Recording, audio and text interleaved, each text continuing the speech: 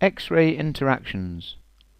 When X-rays interact with matter, they can do various different things, one of which is the photoelectric effect. X-rays, being very high energy photons, can cause the photoelectric effect. You'll have studied this at AS level using ultraviolet lower energy photons.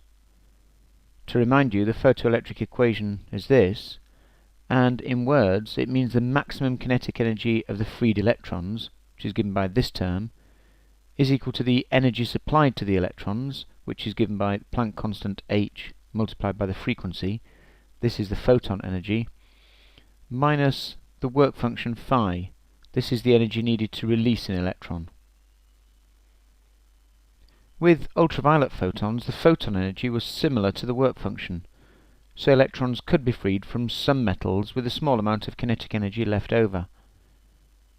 X-ray photons, however, have much higher energies, so we can basically ignore the work function, and the electron kinetic energy will be equal to the photon energy. For example, for a typical X-ray of frequency 10 to the 17 Hz, ejecting electrons from zinc with work function 6.9 times 10 to the minus 19 joules, here we have the photoelectric equation, putting in the values, the Planck constant, the frequency of the X-ray photon, and the work function. If I multiply out this bit, you'll see this is the photon energy, 6.63 times 10 to the minus 17 joules. This is the work function, 6.9 times 10 to the minus 19 joules, only around 1% of the photon energy, giving a kinetic energy of the electron of 6.56 times 10 to the minus 17 joules.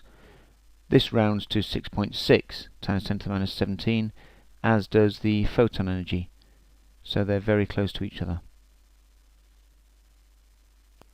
Another interaction that can take place is pair production. This is where very high energy X-rays can produce an electron and a positron as they collide with a particle, like this.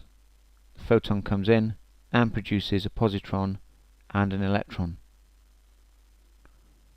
Electrons have a mass of 9.11 times 10 to the minus 31 kilograms, as do positrons. To convert this into an energy using E equals mc squared gives an energy of 8.2 times 10 to the minus 14 joules. So the X-ray photon must have had at least twice this energy to produce the positron and the electron. Using frequency is equal to energy over the Planck constant, we can work out the frequency of this photon, and it comes out at 2.47 times 10 to the 20 Hz. To find the energy of the photon in electron volts, we multiply the energy in joules, which is twice the mass energy of the electron, by 1.6 times 10 to the minus 19 coulombs. This gives an energy of 1.02 MeV. This means the X-ray machine would need to use an accelerating voltage of greater than 1,000,000 volts to carry out pair production. These are very high energy X-rays. The third interaction we'll look at is Compton scattering. In 1923, Arthur Compton discovered that X-rays can give some of their energy to an electron as they collide with it. This reduces the energy of the X-ray and so increases the wavelength. So here we have a high frequency, short wavelength X-ray photon, and it collides with an electron. The electron gains some energy and momentum from the photon, and the photon now has lost some energy, and therefore its wavelength has increased. He found that the greater the angle of deflection, the greater the energy transferred to the electron, and therefore the greater the wavelength increase of the photon.